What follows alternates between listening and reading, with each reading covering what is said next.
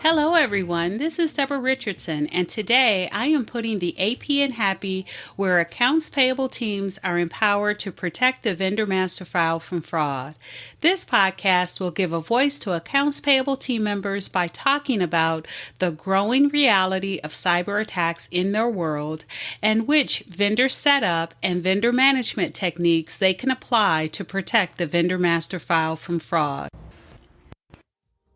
Visit the Vendor Process Training Center to enroll in your choice of 55 plus training sessions that will help you and your team avoid fraud, compliance fines, and bad vendor data.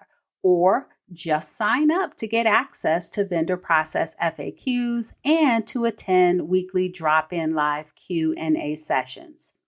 Visit training.deborahrrichardson.com today. The link will be in the show notes. So I just tried to log on to ChatGPT and received a message that ChatGPT is at capacity right now. So now I'm wondering, are those fraudsters tying up the site? I'm going to guess maybe yes.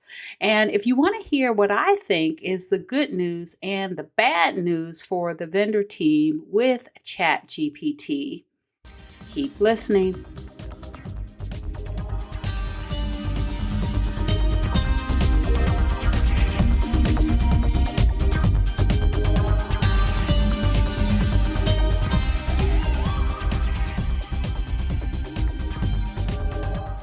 Welcome to episode 223, ChatGPT, good news and bad news for the vendor team. All right, so for those of you that have been buried in year end in, December and then plunged into 1099s in January, where the heavy lift ended this week for you, actually yesterday as of the taping of this podcast, because yesterday was January 31st, 2023. So for those of you that had all that going on, welcome back. And ChatGPT launched in November 2022. And you might be wondering, what's ChatGPT? Well, ChatGPT is a natural language processing tool driven by AI technology, and it was created by a research company called OpenAI. And I actually compare it to something like Alexa, and she'll probably say something now because I said her name. But in any event, I compare it to that, where you can ask her something and she will spit out the answer. Except with ChatGPT, the response is in written form. And so now you've got all these use cases for it.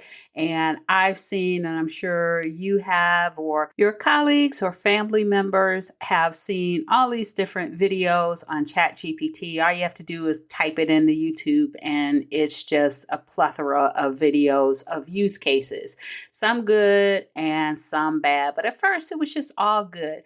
But what I want to point out here is that right now it is free because it's in a research phase. Because, OpenAI, the company who created it, is a research company. But because it's free, everyone and their mother has signed up, including fraudsters, because they use everything that we do. We use them for good, they use them for bad. And on that note, I do want to read from OpenAI on their webpage. They have a statement here, and so I want to read that. It says, ChatGPT Optimizing Language Models for Dialogue is the title. And then they go on to say, we've trained a model called ChatGPT, which interacts in a conversational way. The dialogue format makes it possible for ChatGPT to answer follow-up questions, admit its mistakes, because that's one thing that a lot of people say about it. In any event, I'll continue reading. So admits its mistakes, challenge incorrect premises, and reject inappropriate requests. That's good to know. ChatGPT is a sibling model to InstructGPT, which is trained to follow an instruction in a prompt and provide a detailed response, which I hadn't heard of until I just read that. So I may check that out and see if I can get into that. But in any event, I do like that they say that they will reject inappropriate requests. And I've seen someone demonstrate that by asking openly to do something that is illegal. And ChatGPT came back and said that it would not do that. So that's good news. But the way that I think that it's going to be used by fraudsters, it's not overtly illegal. And so it may just run under that radar. But in any event, let's go ahead and get started. And so I want to get started with the good news and bad news for the vendor team. And I'm going to start with the bad news first. But I do want to just talk about the state of emails and what the vendor team has been going through. And again, I am talking about payments fraud, business email compromise, right? When you receive an email that says, hey, change my banking, the challenge is to identify it or understand that it is a fraudulent email. And it's just getting harder to do. And again, this is before ChatGPT. So here are a few of the more significant tactics fraudsters are using to get the vendor team or you to change your vendor's remittance details. So the first one, and I have three, is that back in 2019, even, I saw a new scam alert and I posted it that had a job description that was on the dark web, and it was asking for native English speakers. And you know what that was for? So that they could remove these grammatical errors and also just clean up the context of the email where they will use words in the wrong context. So that was one. And then the second thing is they are in your vendors and maybe even your internal employees' email. And they're not just sending emails from the valid account. They are finding an existing historical email string and then sending their request to you from that historical email string to make it seem more legitimate. And just really quickly, they're in your vendors and maybe even your internal employees' actual real email because of all of the successful phishing attempts over the last 3 years, and getting those legitimate login credentials that they are using to get into these email accounts. So if you're trying to make an email seem legitimate, that is a great way to do it. And the fraudsters are doing that.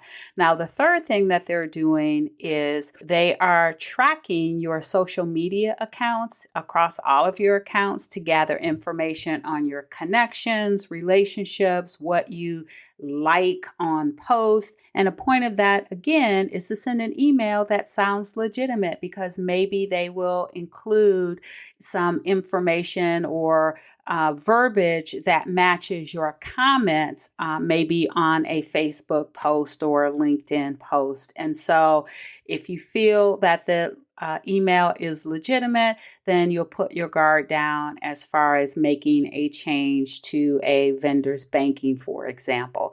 So all of this is probably more, but these are just three things, right, that the fraudsters are using to make the emails seem more legitimate. And now you have ChatGPT, and it makes it even worse because now you don't need that native English speaker, because now you can just ask ChatGPT to write an email to ask your buyer to change your banking information. And the response is going to be error-free as far as grammar.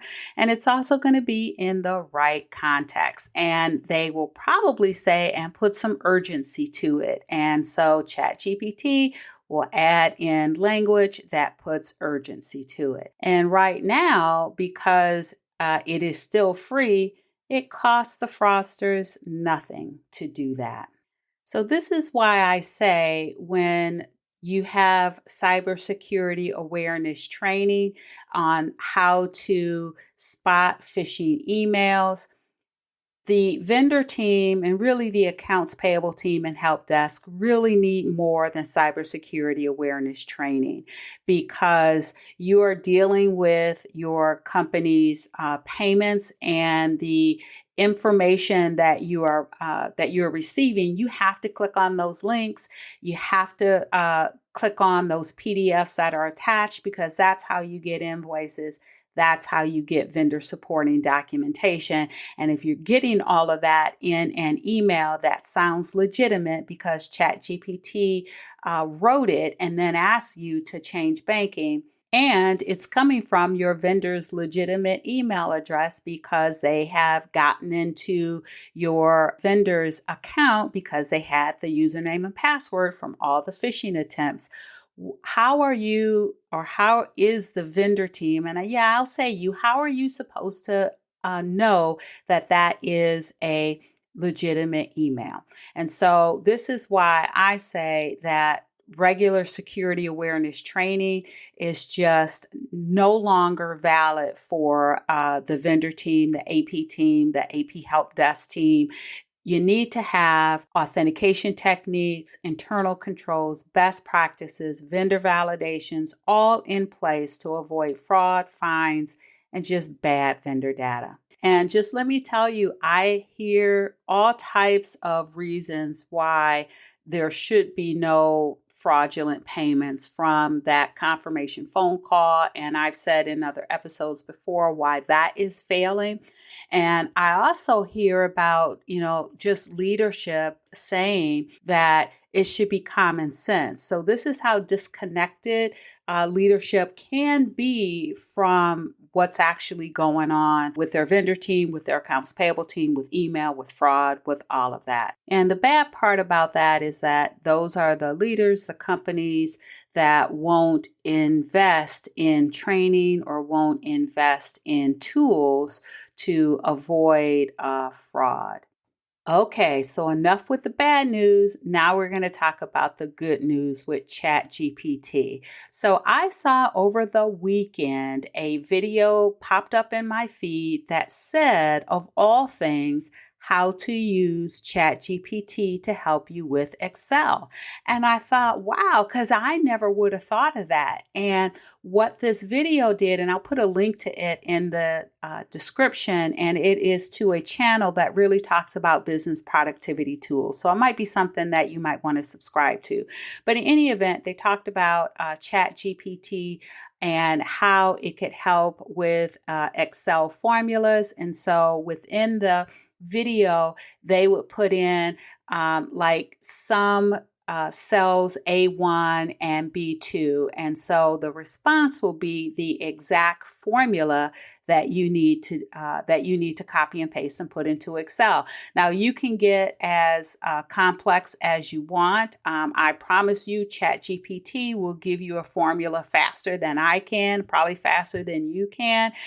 But this really saves, when you get to a point in Excel when you're like, okay, I need to put this formula in here, but I need to nest it, and now you got to look around, and now you got to go to, I don't know, Google and Google, how to do that. And yeah, you'll get the answer, but it's a half an hour later. So this is just very quick, and it can help you with Excel. And so what I was trying to test when I went to ChatGPT today, and it wouldn't let me in, and it still won't let me in, is I was trying to test the fuzzy match. And the fuzzy match is something that I have demoed within another add-in of Excel that costs money, right? I was trying to test the fuzzy match that would find duplicates that you wouldn't normally find if you just put like your vendor legal name column in sort order.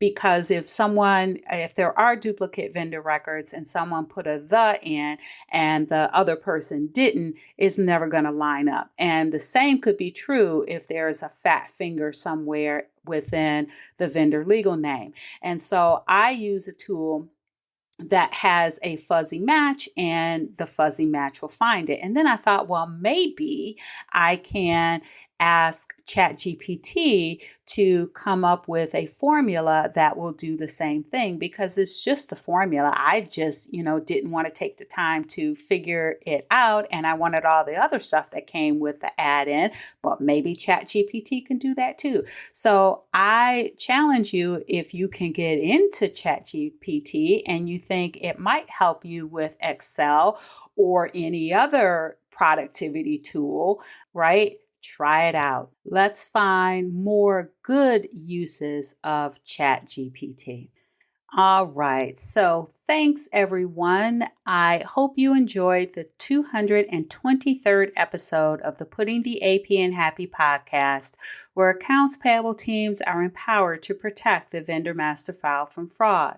Don't forget to check the show notes for the links mentioned in the podcast. And if you enjoyed this episode, consider subscribing and writing a review of my podcast on the platform that you use to listen. Stay happy.